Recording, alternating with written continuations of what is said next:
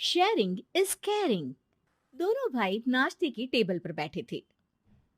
प्रियंका, मेरा नाश्ता कहाँ है? भाभी, मुझे भी ऑफिस के लिए लेट हो रहा है। इस पर प्रियंका किचन में से दोनों के नाश्ते की प्लेट्स लेकर बाहर आती है। लो भाई, आप दोनों का नाश्ता। किसी को भी 1 मिनट का सब्र नहीं है। ये प्रियंका का ससुराल है, जहाँ कोई औरत ना होने की वजह से शादी वाले दिन से ही घर के साथ दोनों भाइयों की जिम्मेदारियां प्रियंका संभाल लेती है। दोनों भाई शांति से नाश्ता कर रहे होते हैं कि अंकुश अपने भाई की प्लेट से पराठे का एक टुकड़ा उठा लेता है। आपको पता है ना, मैं खाना शेयर नहीं करता, फिर भी मेरी प्लेट में से खाना जरूरी है क्या? अरे हद हो गई है, मुझे नहीं खाना अब। अंकुर गुस्से में नाश्ता छोड़कर टेबल से उठ खड़ा होता है। अरे, ये कैसा बिहेवियर है अंकुर? एक टुकड़ा ही तो है। एक हो या आधा, मुझे भूख लगी है तो ये सिर्फ मेरा ही है। उसे भी किसी के साथ शेयर करने बैठा तो भूखा नहीं रह जाऊंगा। अरे बाबा ठीक है, अब इस पर भी लड़ाई। दूसरा बना देती हूँ, पर प्लीज ऐसे खाना बीच में छोड़कर मत जाओ। इससे अन्न का अपमान होता है। ओ प्लीज भाभी, ऐसी कोई चीज होती ही नहीं है। आपके पास पैसे हैं, खरीदो और खाओ। अगर नहीं खाया जाए तो फेंक दो। अरे दुनिया में सब यही करते हैं। अंकुर बैग उठाकर ऑफिस के लिए चला जाता है, जिसके पीछे उसका बड़ा भाई मायूस सा घर में खड़ा रह जाता है। जिसने बचपन से सोने की चम्मच में खाया हो, उसे दुनिया के बारे में क्या पता होगा।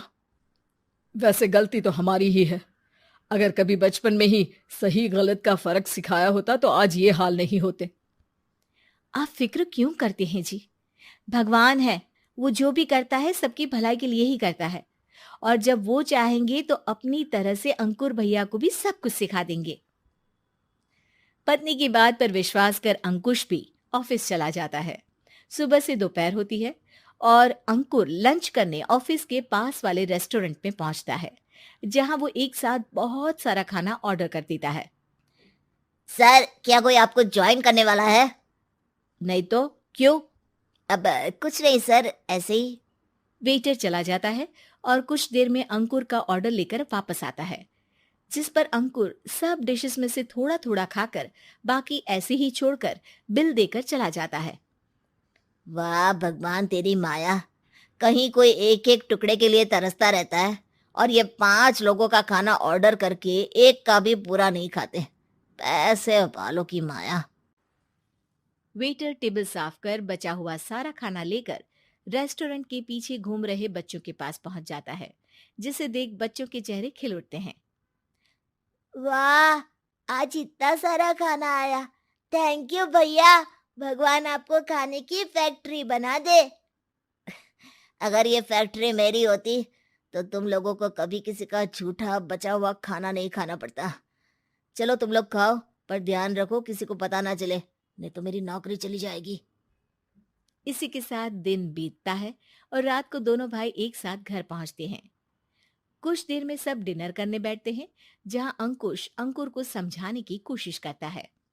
अंकुर, अगर हमें लाइफ में सब कुछ मिला है, इसका ये मतलब नहीं कि तुम उसका गलत फायदा उठाओ, बल्कि तुम्हें उसकी मदद से दूसरों को भी मदद करनी चाहिए। भैया, जिनके पास नहीं है उनकी वजह मैं तो नहीं ना। और ऐसे बहुत लोग हैं जिनके पास सब कुछ है। इसलिए अगर मैं एक इंसान कुछ नहीं करूंगा तो कोई फर्क नहीं पड़ने वाला। तुम्हारे भैया बस एक चीज समझाना चाहते हैं कि जिस चीज की हमारे पास कमी नहीं है, उसे बर्बाद करने से अच्छा है कि लोगों के साथ शेयर करें। इससे हम सिर्फ सामान नहीं, खुशियां भी बांटते हैं, और इसमें तुम्हारा ज्यादा कुछ तो जाएगा नहीं। भैया भाभी की बात सुन अंकुर कुछ बोले बिना उठकर चला जाता है। इसी तरह दिन बीतते रहते हैं, जिसमें अंकुश और प्रियंका कोशिश तो बहुत करते हैं, पर अंकुर पर किसी भी चीज का कोई असर नहीं पड़ता। एक दोपहर अंकुर सैंडविच खाते हुए सड़क के किनारे चल रहा होता है। तभी उसकी नजर आइसक्रीम वाले पर पड़ती है और वो सैंडविच सड़क किनारे फेंक आइसक्रीम खरीदने पहुंच जाता है। अब इसे कहते हैं जिंदगी का सुख। जैसे ही अंकुर आइसक्रीम लेकर पीछे मुड़ता है तो एक आदमी को सड़क से वही सैंडविच उठाते हुए देखता है। वो आदमी बहुत कमजोर, गरीब, जैसे बहुत दिनों से खाना ना खाया हो वैसा लग रहा था। अंकुर उसके पास जाकर खड़ा हो जाता है। उसे देखकर आदमी सैंडविच अंकुर की तरफ कर देता है। आपको भी खाना है क्या? क्या हम इसे आधा आधा कर ले? मुझे बहुत भूख लगी है। वो मेरा ही झूठा सैंडविच है। तुम दूसरा खरीद कर क्यों नहीं खा लेते? इसे क्यों खा रहे हो? अरे भैया, अगर खरीदने के पैसे होते तो 4 दिन से भूखा नहीं घूम रहा होता। हैं? क्या?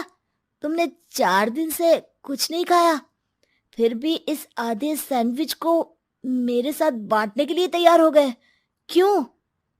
अरे भैया, पैसा नहीं है तो क्या हुआ, इंसानियत आज भी उतनी महंगी नहीं हुई, और ना ही उस पर अमीर गरीब का टैग लगा है जो हम उसे रख ना सके।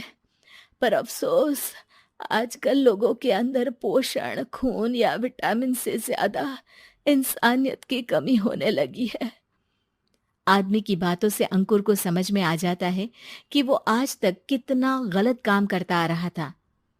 इसके बाद से वो अपनी किसी के साथ शेयर नहीं करने और खाने को बर्बाद करने वाली आदत को छोड़ देता है।